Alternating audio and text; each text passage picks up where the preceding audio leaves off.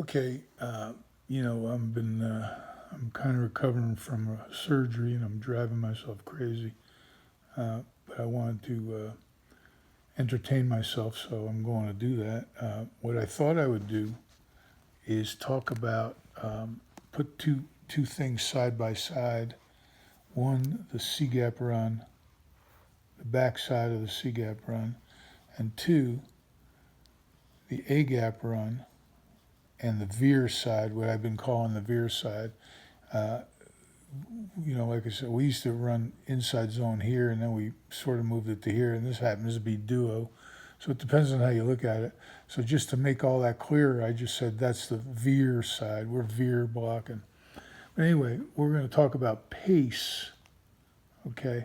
And pace means basically the stoplights, green, yellow, red. And the idea that we had was that when you chase a backer too soon, when you pierce too soon, you can't help anybody and you might not catch the backer anyway. All right? And what we say is don't pierce too soon is too late.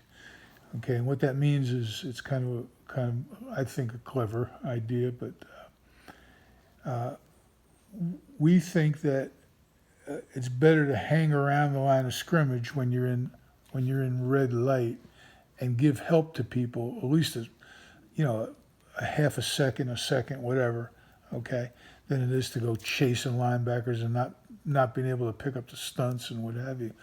And I think the forte has been that we can pick up a lot of stuff, a lot of movements, and not get tackles for loss.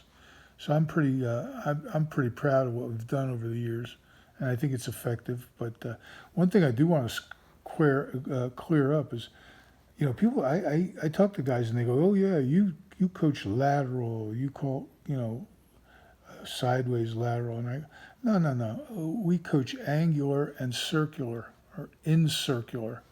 Okay, when we're not trying to go sideways. We want to get push if we can, but sometimes it doesn't make sense. So you have a read spot over here, and you're trying to knock these guys back. And yeah, if they'll let you, okay, it's great. Now the back, who knows, you might wind it back all the way here.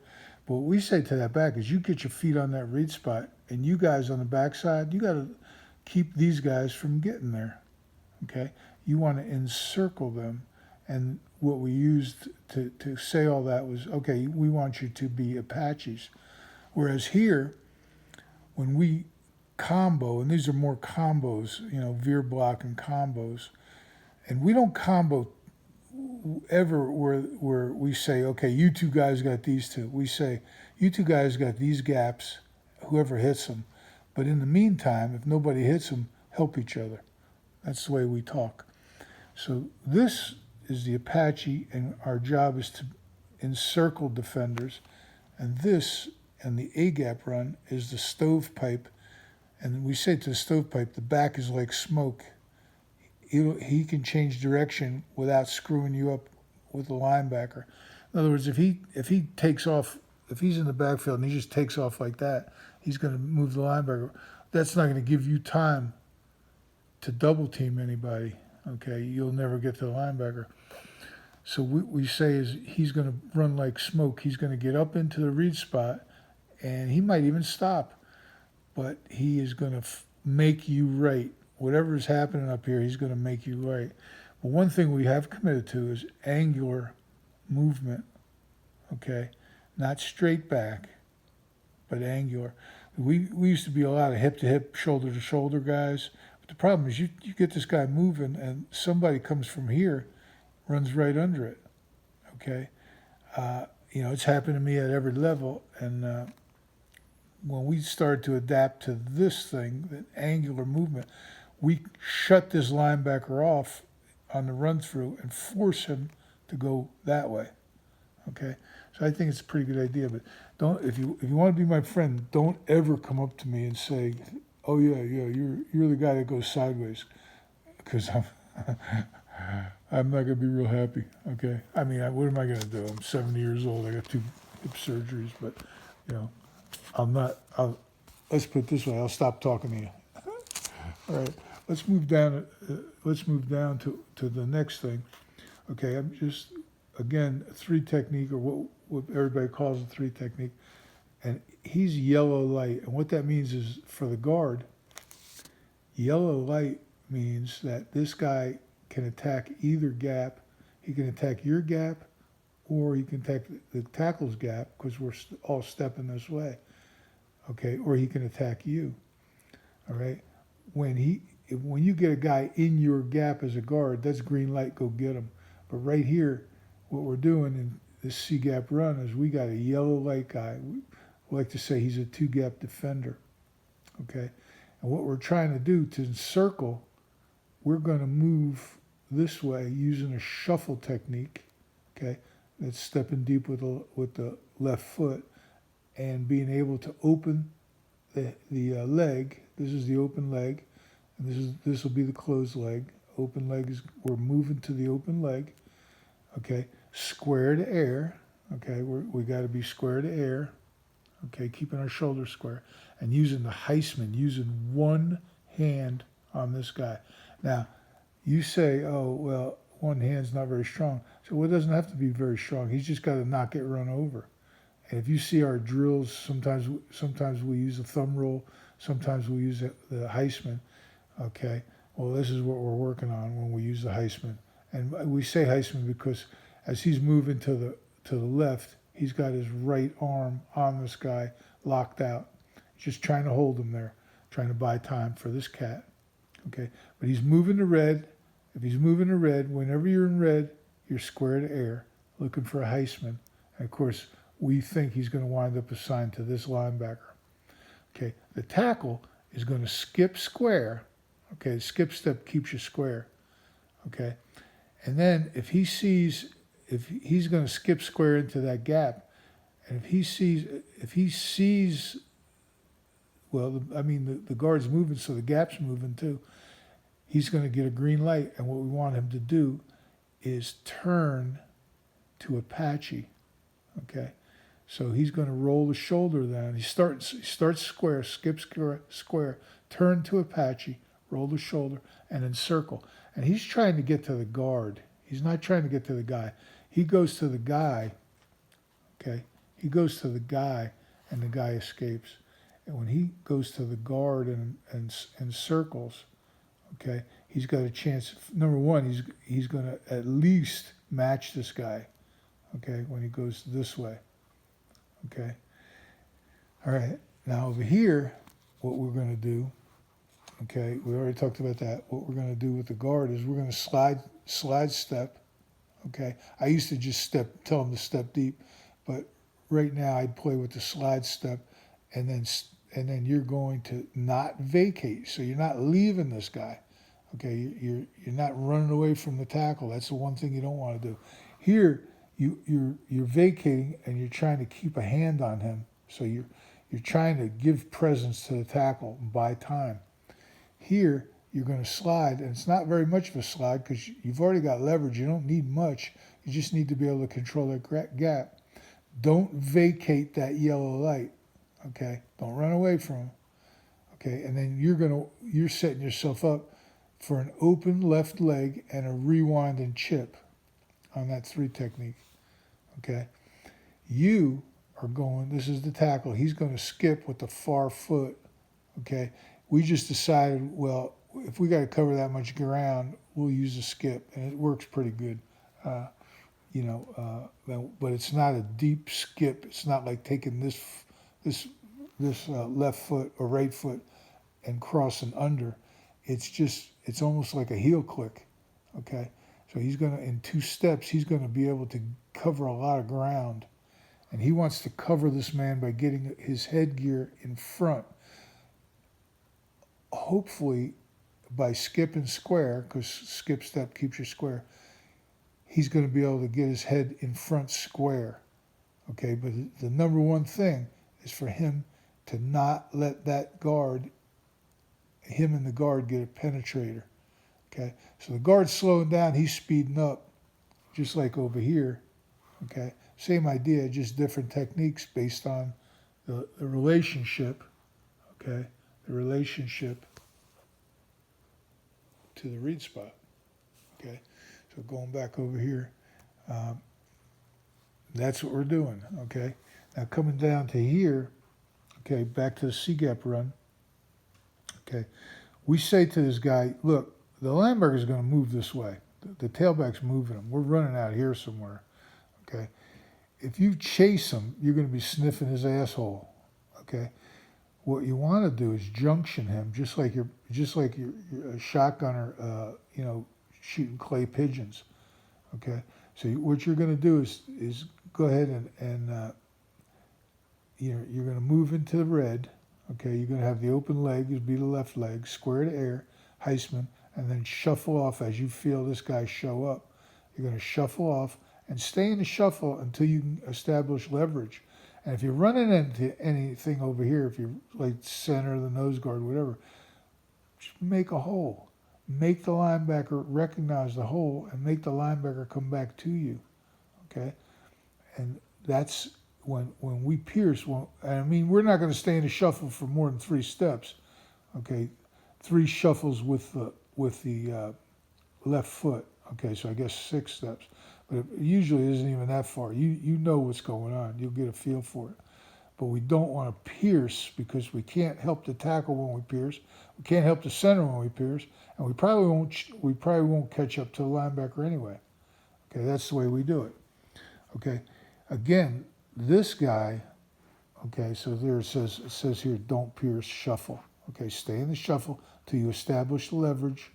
Okay, if you wind up, you're going to wind up in the stovepipe over here if you shuffle across the center, and then you want to cover and tear. Okay, here the tackle, he wants to skip Apache. Okay, so he's going to stay square initially, then turn his shoulders to encircle, and he's going for the guard. He's going to try and get to the guard. He's not trying to get to this guy. If this guy goes that way, he's fine, great. You're in red light, get square. Okay. If he penetrates, he's on your back shoulder. He's in your hip anyway. Okay. And if he chases the guard, or so you're on a good path to intercept him if he lags the guard. Okay. But you're going to the guard. Okay.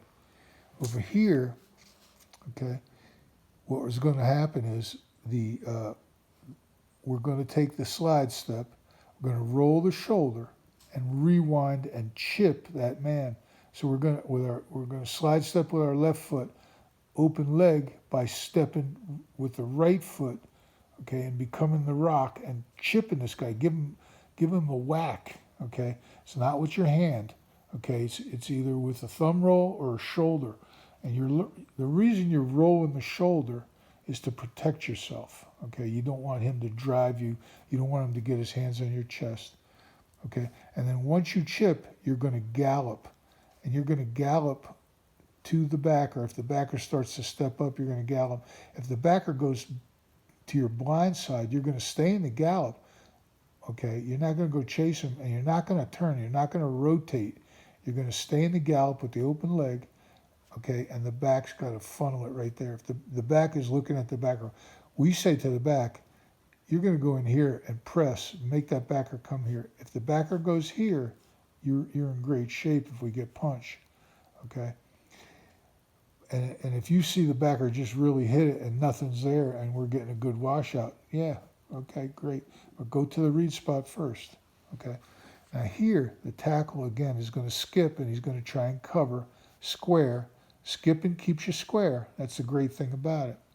And he's going to get his head in front and cover and tear this guy. And he's going to tear him onto the gallop. Okay? And what we say is we want you piggybacked. Okay? And skip, you are moving laterally. Okay? You're not blocking laterally, but you're moving laterally. And you're going to be able to get to the point where you're overlapped the leg. Now, once you grab this guy and cover him, don't worry about open legs, okay?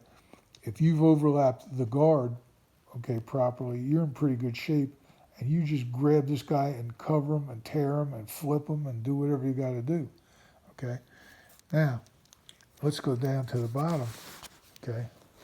And here we have, I got to see if I can keep this from sliding all over the place. See if I can do it, okay? All right.